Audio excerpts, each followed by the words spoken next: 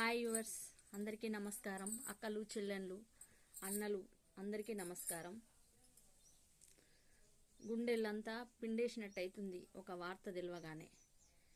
ఎంతైనా సాటి మహిళ, ఒక తోబుట్టు లెక్క మేకల పద్మ ఈరోజు సూసైడ్ చేసుకున్నందుకు మేమైతే చింతిస్తున్నాము. విషయం తెలియగానే చాలా బాధపడుతున్నాము. ఆపతుంటే చెప్పుకోవాలి, సంపతుంటే దాచుకోవాలి. కష్ట సుఖాలు అనేటివి ఎప్పటికీ శాశ్వతం కాదు. కష్టాలు వస్తాయి, సుఖాలు వస్తాయి. కొంచెం ఓపికతోటి పరిష్కారాలు చేసుకొని బ్రతకాలే కానీ అట్లా చేసుకుని ఏందబ్బా, నువ్వు ఇంకొకరికి చెప్పేదానివి అట్లా చేసుకునేసరికి మస్తు బాధ అవుతుంది. చూసినావు కదా ఇప్పుడు ఈ 1 వీక్ నుండి నేను ఎంత సఫర్ అయినా. బట్టిగా అనుకోకుండానే అడ్డం పడ్డందుకు దెబ్బలు తాకినాయి. ఏదో రకంగా ఏదో కొన్ని అవగాహన సదస్సుల లెక్క మేము స్కూళ్ళల్లో చదువుకున్నప్పుడు కానీ ఎప్పుడైనా మీటింగ్లకు వెళ్తే కానీ మీకు తోచిన కాడికి చెప్పండి మేడం అని చెప్పి మేడం వాళ్ళు ఏదో ఒక రకంగా కౌన్సిలింగ్ చేయాలని చెప్పేవాళ్ళు. నాకైతే ఏదోటి చేయాలి, ఎంత బాధలు ఉన్నా కానీ ఒకరికి మంచి చేయడానికి ప్రయత్నం చేయాలని నా అంతరాత్మ ఊకే కొట్టుకుంటా ఉంటుంది.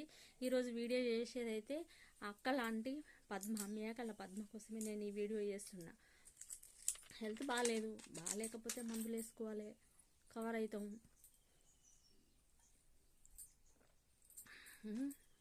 ఎవరు మెచ్చుకోకపోని ఏమవుతుంది, ఇంటింటికి ఉంటాయి బాధలు. ఏమన్నా అందరి ఇళ్ళల్లో బంగారు పొయ్యి ఉంటుందా? ఇంటింటికి మట్టిపోయే.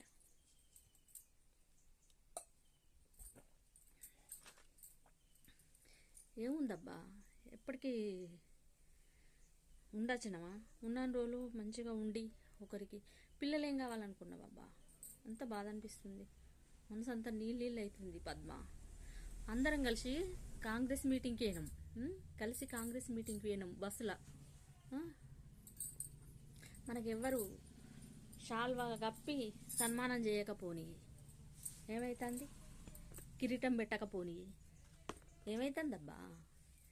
ఎందుకు ఇట్లా చేసుకున్నావు పద్మ? నీకేం బాధ కలిగింది? చాలా బాధ అనిపిస్తుంది పద్మ. ఎంతైనా నువ్వు అట్లా చేసుకోవాల్సింది కాదు పద్మ, ఇంకొకరు చెప్పాల్సింది దానివి. ఏం కావాలి, పిల్లలు ఏం కావాలి?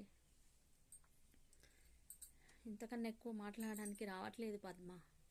Thank you.